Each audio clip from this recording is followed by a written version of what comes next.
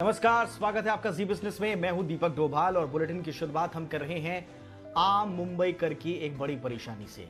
जी हां, लॉकडाउन से पहले ही मुंबईकर परेशान थे, बेहाल थे और अब एक सबसे बड़ी परेशानी जो है मुंबईकर्स की बढ़ा दी है बढ़े हुए बिजली के बिल्स ने। और ये ऐसे वैसे नहीं बढ़े हैं, कई गुना बढ़ गए हैं। लोग परेशान हैं। क्या आम लोग, क्या खास लोग, क्या बॉलीवुड सेलिब्रिटी, हर कोई परेशान है, हर कोई त्रस्त है, हर कोई सोशल मीडिया पर अपनी बात रख रहा है कि उनका बिजली का बिल बहुत ज्यादा आया है। जी हां, मुंबई रहने वालों की जो शिकायत है वो ये है कि कंपनियों ने उनके बिल को काफी बढ़ा चढ़ाकर भेज दिया है। लोगों का कहना है कि लॉकडाउन के दौरान मई और जून का बिजली का बिल औसत के मुकाबले 2 गुना, 3 गुना, 4 गुना आ गया है। मुंबई में बढ़े हुए बिजली के बिल सिर्फ आम लोगों के लिए परेशानी का सबब नहीं बन रहे हैं, बल्कि कई सेलिब्रिटीज ने भी आवाज उठाई है। और इस वक्त हमारे साथ नितिन राउत साहब जुड़ चुके हैं, जो कि एनर्जी मिनिस्टर हैं महाराष्ट्र के। राउत साहब, बहुत बहुत स्वागत है आपका।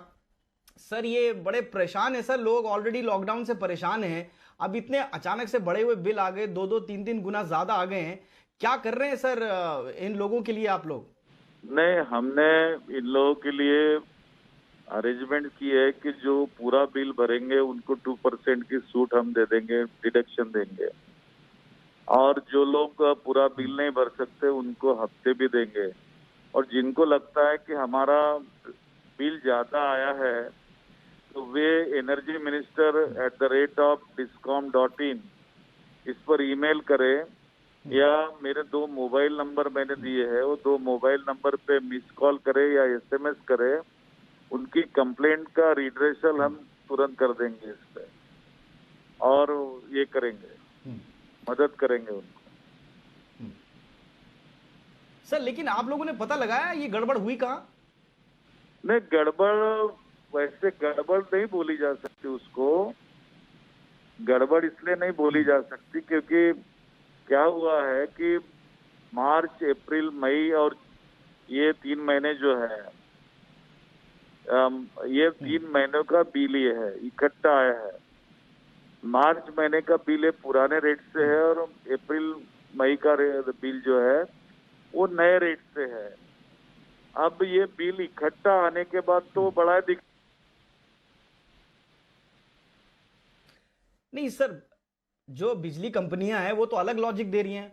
वो तो कह रही है कि जो महाराष्ट्र इलेक्ट्रिसिटी रेगुलेटरी कमीशन है उनकी जो गाइडलाइन थी उसके मुताबिक हमने लिया है। नितिन राउत साहब से संपर्क हमारा कट गया, वापस चलने की कोशिश करेंगे। सवाल अभी भी यही है, नितिन राउत साहब कह रहे हैं कि गड़बड़ी नहीं है, 3 महीने का बिल जो है वो थोड़ा सा बढ़ा चढ़कर आया है, लेकिन वो ये भी भरोसा दिला रहे हैं कि अपनी तरफ से वो पूरी कोशिश कर रहे हैं। महाराष्ट्र सरकार की तरफ से जो नंबर्स भी दिए गए उन नंबर्स पे आप कॉल करके, और इसके अलावा किश्तों में आप पैसा दे सकते हैं, इसके अलावा आपको ब्याज में भी कमी देने की बात कही जा रही है। इसके अलावा अगर आपको लगता है कि आपका अननेसेसरी ज़्यादा आया है तो भी सरकार आपकी मदद करने के लिए तैयार है। हमारे साथ दोबारा नितिन राउत साहब जुड़ गए। नितिन राउत साहब, मैं कह रहा था कि बिजली कंपनी तो अलग तर्क दे रही हैं। वो तो कह रही हैं कि महाराष्ट्र इलेक्ट्रिसिटी रेगुलेटरी कमीशन की जो गाइडलाइंस थी उसमें हमने मार्च और अप्रैल के बिल की जो गणना है वो मीटर रीडिंग से नहीं की, बल्कि वो जो दिसंबर, जनवरी और फरवरी का एवरेज बिल निकाल कर दे दिया था। हाँ, तो ये क्या बरोबर है। ऐसी गाइडलाइंस जारी की गई थी सरकार की तरफ से? हाँ, बिल्कुल बरोबर है आप जो कह रहे हैं। कैसा है कि दिसंबर, जनवरी और फरवरी ये जो महीने हैं ये ठंड काले के महीने हैं, विंटर सेशन के। इसमें बिजली की खपत वैसे ही कम होती है। तो ये 3 महीनों के जो बिल आए हैं उसका एवरेज बिल पकड़ा जाता है, और वो एवरेज बिल हमने भेजा है। उसका रीजन ऐसा है कि 22 मार्च को हम लॉकडाउन हुआ पूरे देश में। 20 मार्च को हमने लोगों को आह्वान किया था कि वे अपने घर का मीटर रीडर रीडिंग जो है वो, चूंकि हमारा मीटर रीडर नहीं आएगा आपके यहाँ, तो आप अपना मीटर रीडिंग हमको भेज दीजिए। जिन्होंने हमको मीटर रीडिंग भेजे वो 2 to 3% ही लोग हैं, ज्यादा लोग नहीं है। तो बाकी के जो बचे हुए लोग हैं उनको नेचुरली हमको एवरेज बिल भेजना पड़ेगा। तो हमने एवरेज बिल भेजा है, लेकिन डरने की कोई बात नहीं। जो लोग, मैं जैसा कि मैंने कहा कि हमारी सरकार जनता की सरकार है, जनता ने चुन कर दी है, जनता के सवालात को हल करना हमारा प्राधान्य है। अगर इनको लगता नहीं है नहीं, कि बिल्कुल उसके सर, बिल हम ज्यादा वेलकम आए करते हैं, हैं सर, हम अप्रिशिएट, जी जी, हम अप्रिशिएट करते हैं सर, आप जनता की हेल्प करने के लिए तैयार है, वी अप्रिशिएट यू सर। लेकिन सर कई लोगों का ये कहना है, एक्ट्रेस तापसी पन्नू कह रही हैं, बाकी लोग कह रहे हैं कि खाली खाली फ्लैट्स में इतना बिल आ गया, तो क्या ये कहीं आपको लगता है कि मीटर रीडिंग अचानक से खाली फ्लैट्स में कैसे चल गई इतनी, अगर नहीं आपने उन्होंने मीटर रीडिंग बाद में की है तो? जो जो बात आप कह रहे हैं, आपके बात में दम है कि जो लोगों के फ्लैट खाली थे, जो लोग यहाँ से घर छोड़कर अपने गांव चले गए रहने के लिए या फार्म हाउसेस में रहने चले बिल्कुल गए होंगे, उनको जो बिल आया हुआ है वो बिल मैं कह रहा हूँ ना दिसंबर, जनवरी और फरवरी का एवरेज पकड़ कर आया है, क्योंकि उन्होंने अपनी मीटर रीडिंग भेजी नहीं है। अब जब एक्चुअल मीटर रीडिंग होगी तो उसमें वो एडजस्टमेंट आएंगे उनके, है ना। और दूसरी ओके बात ये समझने की कोशिश करनी चाहिए कि हमने पूरे लॉकडाउन में कभी बिजली बंद नहीं होने दी, 24 घंटा हमने बिजली दी है।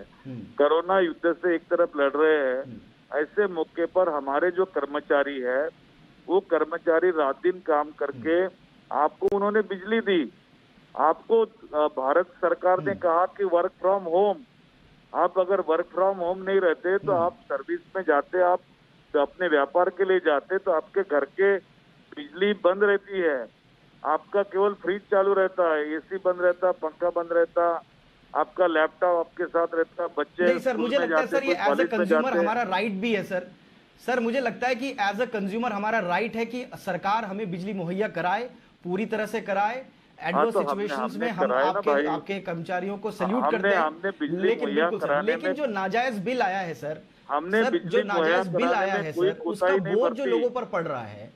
जो नाजायज बिल बिल्कुल कहते हैं बिल्कुल उन्होंने सर, आप हाँ मैं बता रहा ना, मैं सुन लीजिए, उन्होंने मेरे वेबसाइट पे जाना चाहिए, हमारे वेबसाइट पे अगर जाकर वो अपना कंज्यूमर नंबर अगर वहां डालते हैं तो उनका बिल कैसा है उनको समझ में आएगा। दूसरी बात, मैंने इन लोगों को सुविधा के लिए सुलभ कर दिया। अगर आपको बिजली बिल अगर आपका सही है लेकिन आपकी आर्थिक स्थिति बिगड़ी हुई है और आप भर नहीं सकते, तो हम 3 हफ्ते का उसमें गिरा देंगे और गिरा के आपको सुविधा कर देंगे। और आपको ईमेल की व्यवस्था कर दी है, आपके लिए मोबाइल नंबर दिए मिस कॉल के लिए, एसएमएस की सुविधा दी है, वेब लिंक दी है। आप बताइए, तो आप पे अगर ये हो गया होगा नाजायज बिल अगर है वो, तो हम नाजायज बिल को वापस लेंगे, दुरुस्त करेंगे और उनको न्याय दिलाएंगे। ये हमारा अधिकार है न्याय दिलाने का, वो करने के लिए हम तैयार है, लेकिन हमारे तक वो उनकी सूचना आनी चाहिए। लेकिन अगर वो बिल अगर सही है तो यही लोगों ने जिन्होंने इस पर कमेंट किया उन्होंने ये भी कहना चाहिए कि बिल सही है करके। हेलो, अच्छा ठीक है सर, आप कह रहे हैं कि अगर वाकई में आपका बिल ज्यादा आया है तो सरकार उसको देने के लिए तैयार है, लेकिन अगर बिल जायज है और लोग एग्जैजरेशन में अपनी बात को सामने रख रहे हैं, एग्जैजरेट करके बोल रहे हैं, तो आप कह रहे हैं कि साफगोई से मानना भी चाहिए कि हमारा बिल जेन्युइन आया है, आप ये कहना चाह रहे हैं सर। सर मेरे को ये बताइए, एक आम आदमी का बिल अगर ज्यादा आया है और वो किस्त में पैसा भरना चाहता है या अपना बिल माफ करवाना चाहता है, तो उसको करना क्या होगा, स्टेप क्या होंगे सर? नहीं, उसको अगर बिजली के हफ्ते गिराने का बिल के हफ्ते गिराने के है तो उन्होंने हमको ईमेल करे या वहाँ नजदीक जो सब स्टेशन होगा हमारा वहाँ चले जाए, वहाँ पर भी सुविधा है। वो सब सुविधा उसको हमारे वेबलिंक पे भी अवेलेबल, बिल जो होता है ना, बिल के पीछे में ही हमारी वेबलिंक और पूरा मॉडल दिया हुआ है किस प्रकार से बिल बनता है। उसके बावजूद एज अ मंत्री करके, एज अ सरकार करके मैंने अपना ईमेल दिया है, मेरे मोबाइल नंबर दिए है, मेरे मोबाइल पे मिस कॉल करे, एसएमएस करे, तो हम उनको उनके जो भी नाजायज बिल है उसको चेक करेंगे और उनको दुरुस्त करके देंगे।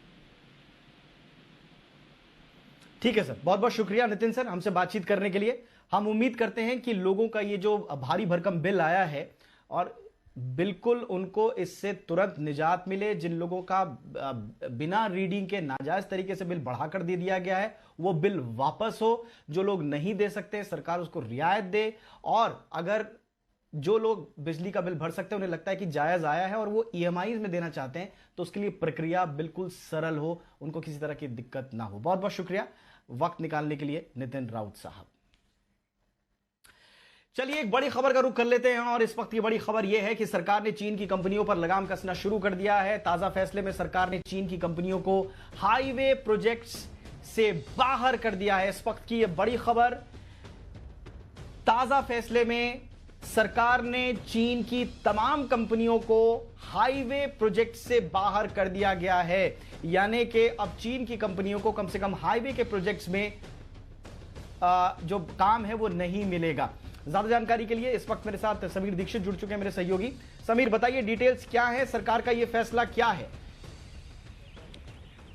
बिल्कुल, चीनी कंपनियों पे लगातार मोदी सरकार वार कर रही है और उसी फहरिस्त में अब हाईवे सेक्टर में चीनी कंपनियों को बाहर का रास्ता दिखा दिया गया है। सड़क परिवहन मंत्रालय की जिम्मेदारी संभाल रहे नितिन गडकरी ने स्पष्ट तौर पे कहा है कि आने वाले किसी भी हाईवे प्रोजेक्ट में चीन की कंपनी को शामिल नहीं किया जाएगा। यही नहीं, अगर किसी प्रोजेक्ट में चीन की कंपनी को शामिल किया भी गया है और अगर काम चालू नहीं हुआ है तो ऐसे प्रोजेक्ट पर दोबारा टेंडरिंग करने पर भी विचार किया जा सकता है। हालांकि ये बात ज़रूर है कि ऐसे प्रोजेक्ट जिसमें काम शुरू हो गया है और चीन की कंपनी शामिल है, वहां पर कोई भी दखलंदाजी सरकार नहीं करेगी। लेकिन आने वाले वक्त में जो भी सरकार हाईवे देश में बनाएगी या हाईवे प्रोजेक्ट निकालेगी, ऐसे किसी भी प्रोजेक्ट में आने वाले वक्त में कोई भी चीन की कंपनी शामिल नहीं हो सकती। यही नहीं, अगर कोई चीन की कंपनी भारतीय कंपनी के साथ मिल करके बिडिंग या फिर प्रतिभागी बनना चाहती है तो उसका रास्ता भी भारत सरकार ने, मोदी सरकार ने बंद कर दिया है। तो हाईवे प्रोजेक्ट में चीन की कंपनियों के लिए रास्ते, दरवाजे इस वक्त मोदी सरकार ने बंद कर दिए हैं और आने वाले दिनों में हाईवे प्रोजेक्ट में चाहे वो किसी भी मॉडल पर कोई भी देश में हाईवे बनाया जाए, चाहे वो हाइबर एन्युटी मॉडल हो, टीओटी मॉडल हो, पब्लिक प्राइवेट पार्टनरशिप मॉडल हो, तो इन अलग अलग जरियों से सरकार जो निजी सहभागिता के जरिए देश में हाईवे बनाती है उसमें कहीं पर भी चीनी कंपनी शामिल नहीं होगी। और इस बात को खुद सड़क परिवहन मंत्रालय की जिम्मेदारी संभाल रहे नितिन गडकरी ने इस बात को साफ कर दिया है। लेकिन दीपक, आपको ये बता दें कि ये कोई पहला वार नहीं है चीन की कंपनियों पर। इसके पहले भी अगर आप सिलसिलेवार देखें तो सबसे पहले रेल मंत्रालय में भी, यानी रेलवे में भी चीन की एक कंपनी को टेंडर रद्द कर दिया था। डेडिकेटेड फ्रेट कॉरिडोर में ये चीन की कंपनी थी, उसके टेंडर को रद्द किया गया था।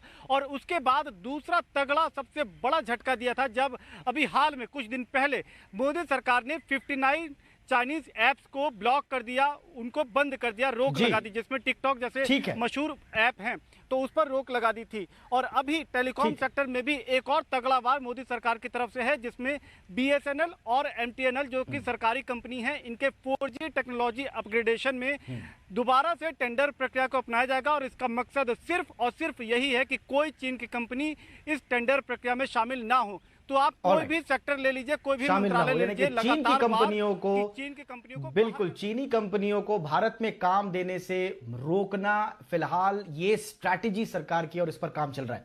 बहुत बहुत शुक्रिया समीर इस तमाम जानकारी के लिए। और अब फटाफट से रुक कर लेते हैं मुंबई से एक बड़ी खबर आ रही है। कोरोना संकट से जूझ रहे मुंबई में धारा 144 यानी कि 144 लागू कर दी गई है। यह फैसला शहर में तेजी से बढ़ते कोरोना वायरस के बढ़ते मामलों को देखते हुए किया गया है। धारा 144 सार्वजनिक स्थानों के साथ साथ धार्मिक स्थानों पर भी लागू रहेगी। मुंबई के पुलिस उपायुक्त प्रणय अशोक ने यह जानकारी दी है कि धारा 144 मुंबई में 15 जुलाई तक प्रभावी रहेगी। मुंबई में कोरोना मरीजों की संख्या 77,000 के पार पहुंच गई है। वहीं महाराष्ट्र में संक्रमितों की संख्या 1,74,761 हो गई है।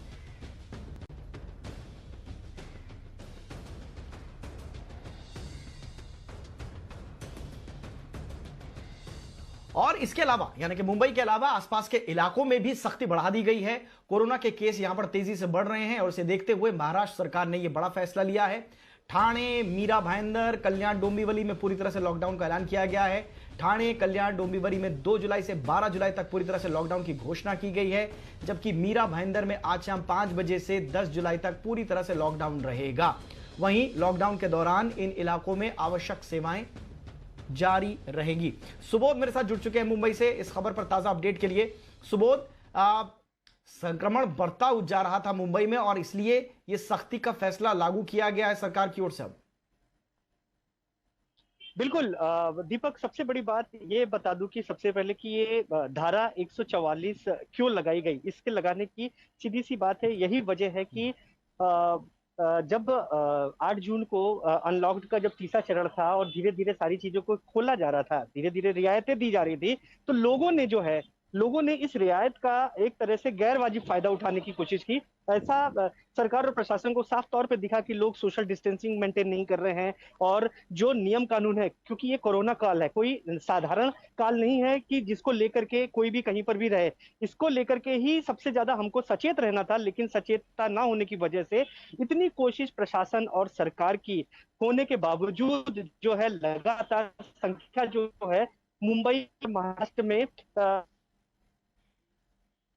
है कि धारा 144 लगाई गई, जिसमें 4 या 4 से अधिक लोग कहीं पर भी पाए जाएंगे तो उनको सख्ती से कार्रवाई की जाएगी। वहीं मुंबई के जो आसपास के इलाके हैं, खासतौर से थाने कल्याण, डोंबिवली और आपका मीरा भाईंदर है, ये जो महानगर पालिका है, कल जो है महाराष्ट्र के जो मुख्यमंत्री है उद्धव ठाकरे, उनके जो मुख्य सलाहकार है अजय मेहता ने इस तरह की साफ तौर पे ये बात कही है कि जो भी लोग हैं, जो जिलाधिकारी या फिर म्युनिसिपल कमिश्नर है, उनको पूरा अधिकार है कि अगर उन्हें लगता है कि कोरोना के मरीजों की संख्या बढ़ती है उनके इलाके में, तो उनको पूरा अधिकार है कि पूरी तरह से सख्ती रखें और पूरी तरह से लॉकडाउन जो है उसका पालन करवाएं। तो अब निश्चित तौर पे ये जो जगह है 1 से 10 जुलाई तक शुक्रिया सुबोध इस तमाम जानकारी के लिए आपका। तो मुंबई और आसपास के इलाकों में फिलहाल सख्ती बढ़ा दी गई है, कोशिश यही है कि संक्रमण रुके। और इस बीच एक बड़ा फैसला जो है मुंबई में गणपति विसर्जन को लेकर किया गया है। जी हां, इस साल गणपति पूजा पर, गणपति पर जो उनका विसर्जन है उसके कार्यक्रम पर, जो बड़ा भव्य होता है, मुंबई की पहचान है ये कार्यक्रम, इस पर संक्रमण लग गया है, काल लग गया है। मुंबई के सबसे मशहूर गणपति मंडलों में शुमार लालबाग मंडल इस बार गणपति उत्सव नहीं मनाएगा। लालबाग गणपति मंडल ने कोरोना वायरस के खतरे के चलते यह फैसला लिया है। 86 साल में पहली बार लालबाग के राजा की प्रतिमा स्थापित नहीं होगी। लालबाग मंडल के अधिकारियों ने कहा है कि गणपति की लंबाई कम नहीं की जा सकती है। इतना ही नहीं, अगर छोटी मूर्ति भी लगाई जाती है तो उसके लिए भी बड़ी तादाद में लोग जमा होते रहेंगे। ऐसे में लोगों की सुरक्षा को ध्यान में रखते हुए इस साल न ही कोई मूर्ति लगेगी, न स्थापित होगी, न मूर्ति का विसर्जन होगा, न जलसा जुलूस निकाला जाएगा।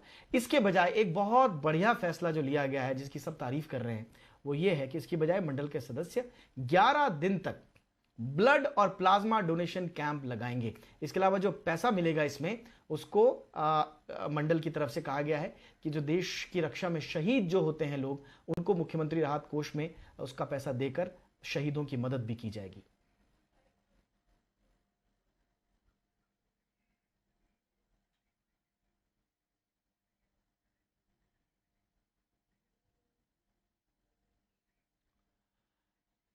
कोरोना महामारी की वजह से पूरी दुनिया की इकोनॉमी पर बड़ा असर पड़ा है। भारत भी इससे अछूता नहीं है। पूरा उद्योग जगत परेशान है। सरकार ने राहत देने के लिए बड़े राहत पैकेज का ऐलान किया। इस बीच ऐसे में एमएसएमई सेक्टर्स को जो राहत मिली है, जो राहत पैकेज मिला है, उससे घरेलू कंपनियों को कितनी राहत मिलेगी और ग्लोबल प्लेटफॉर्म पर ये किस तरह से परफॉर्म करेंगी, इन्हीं मुद्दों पर देखिए जी बिजनेस और एसएपी की खास पेशकश। एसएपी सैफायर में एमएसएमई मंत्री नितिन गडकरी के साथ जी बिजनेस के मैनेजिंग एडिटर अनिल सिंघवी की खास बातचीत इस शनिवार 4 जुलाई को रात 8:30 बजे। ये खास चर्चा देखना मत भूलिए जी बिजनेस पर।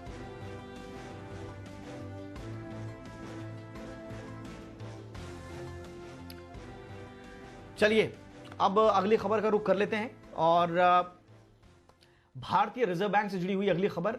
भारतीय रिजर्व बैंक ने एनबीएफसीज और हाउसिंग फाइनेंस कंपनियों को बड़ी राहत दी है। इन कंपनियों के लिए एक स्पेशल लिक्विडिटी स्कीम लाई जाएगी। ये स्पेशल लिक्विडिटी स्कीम क्या है, इसका फायदा किसको मिलेगा, कैसे आएगी, ये बताने के लिए जुड़ रहे हैं मेरे साथ मेरे वरिष्ठ सहयोगी ब्रिजेश मिश्र जी। ब्रिजेश जी बताइए, क्या है ये स्कीम और कैसे ये एनबीएफसीज और हाउसिंग कंपनी को मदद करने वाली है? बिल्कुल, जैसे हाल के दिनों में हमने देखा कि बहुत ज़्यादा जो है मांग हो रही थी एनबीएफसीज की ओर से और हाउसिंग फाइनेंस कंपनियों की कि उनके पास नकदी नहीं है, क्योंकि उनको कहीं सिस्टम से पैसे नहीं मिल पा रहे हैं। और ख़ासतौर पर ये दिक्कत उनके लिए थी जिनकी हालत वाकई में बहुत ख़राब है और जिन्हें पैसे की ज़्यादा ज़रूरत थी। तो उनकी काफ़ी मांग चल रही थी कि उनको एक स्पेशल लिक्विडिटी विंडो अवेलेबल कराई जाए। तो उसी की तरफ जो है सरकार और रिजर्व बैंक ने मिलकर ये फैसला लिया है और ये इसके तहत जो है जो एनबीएफसी और हाउसिंग फाइनेंस कंपनियों के कमर्शियल पेपर हैं या एनसीडीज हैं, यानी नॉन कन्वर्टिबल डिवेंचर हैं, वो जो है एक स्पेशल पर्पस व्हीकल बना हुआ है, SBI की सब्सिडरी ने बनाया है।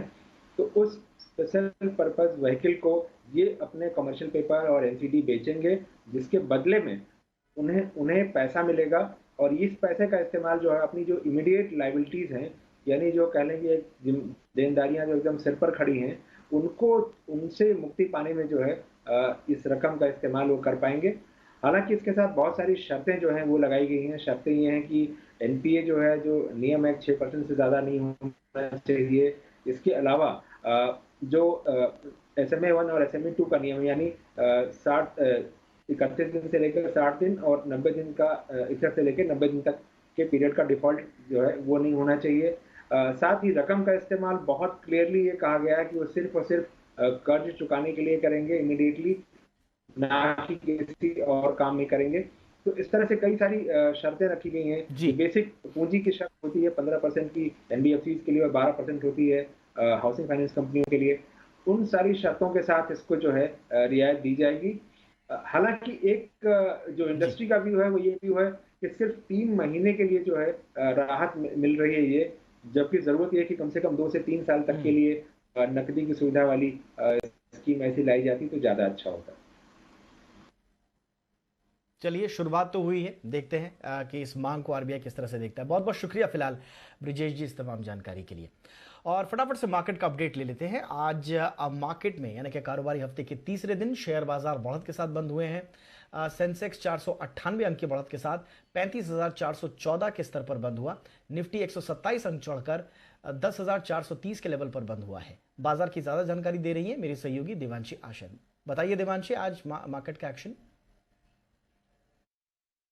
बाजार में शानदार रिकवरी आती हुई दिखी है और अब देखिए फाइनेंशियल्स या बैंकिंग स्टॉक्स के चलते ही हमने देखा सबसे ज्यादा रिकवरी आज बाजार पर आती हुई दिखी। सबसे पहले अगर निफ्टी गेनर्स की बात करें तो उसमें एक्सिस बैंक लीड करता हुआ दिखा, टॉप गेनर रहा आज के दिन में। और साथ ही अच्छे वॉल्यूम्स के साथ आज बैंकिंग स्टॉक्स में खरीदारी आती हुई दिखी, फाइनेंशियल्स में खरीदारी आती हुई दिखी। तो सेकेंड टॉप जो गेनर था वो बजाज फिनसर्व रहा। साथ ही UPL ITC में भी आज अच्छी तेजी दिखी। लूजर्स की सूची में कुछ स्टॉक्स जो शामिल होते हुए दिखे वो नेस्ले, NTPC, L&T और सिप्ला रहे हैं। साथ ही जैसे कि मैंने कहा, आज अगर ओवरऑल सेक्टर्स की बात करें तो वैसे तो सारे सेक्टर्स में आज अच्छी खरीदारी थी, लेकिन अब देखिए जो निजी बैंक्स और सरकारी बैंक्स थे वो लीड करते हुए दिखे, अच्छे वॉल्यूम्स के साथ यहाँ खरीदारी दिखी है। जैसे कि axis bank, federal, IndusInd bank और ICICI बैंक, ये सारे स्टॉक्स अच्छे गेन करते हुए दिखे। एक्सिस बैंक की बोर्ड की बैठक जो फंड रेजिंग पर है कल, उसके पहले आज अच्छी खरीदारी दिखी है। साथ ही इंडसइंड बैंक और ICICI बैंक में भी अच्छे वॉल्यूम्स दिखे हैं। सरकारी बैंक्स में आज bank of Baroda, Canara bank, Indian bank में आज अच्छी खरीदारी आती हुई दिखी, लेकिन दूसरी तरफ NBFCs आप देखिए यहाँ पे अच्छे सपोर्ट मिलता हुआ दिखा। LIC हाउसिंग फाइनेंस, उज्जीवन, चोला फाइनेंस, मन्नपुरम, M&M फाइनेंस, ये सारे स्टॉक्स में अच्छे गेन्स आते हुए दिखे। लेकिन दूसरी तरफ फार्मा स्टॉक्स थे जो कि आज लाल निशान के साथ ट्रेड करते हुए दिखे। उसमें भी जो मिड कैप फार्मा है जैसे कि RL केमिकल्स में अच्छे गेन्स थे, अच्छे वॉल्यूम्स थे, लेकिन जो दिग्गज फार्मा कंपनीज हैं जैसे कि सिप्ला, डिवीज लैब, टोरेंट फार्मा, इनमें आज 1% से ज्यादा की गिरावट देखने मिली थी। आखिर में आप देखिए रिजल्ट के चलते आज कई स्टॉक्स फोकस में थे। सबसे पहले आप देखिए वोडाफोन आइडिया, अच्छे नंबर्स थे, इसके बावजूद लाल निशान के साथ ये स्टॉक ट्रेड करता हुआ दिखा। मिश्र धातु लाल निशान में था। चमनलाल सेठिया में अच्छे नंबर्स के चलते हरे निशान में कारोबार, और APL अपोलो ट्यूब्स में भी अच्छे गेन्स आते हुए दिखे। और आखिर में ग्लेनमार्क फार्मा पर नजर कीजिए, जो US प्राइस फिक्सिंग को लेके जो आज खबरें आती हुई दिखी, इसके चलते आज लाल निशान में ये काउंटर स्लिप होता हुआ दिखा। लेकिन ओवरऑल अगर इंडाइसेस की बात करें ब्रॉडर मार्केट्स की, आज अच्छी खरीदारी। शुक्रिया देवांशी इस तमाम जानकारी के लिए। और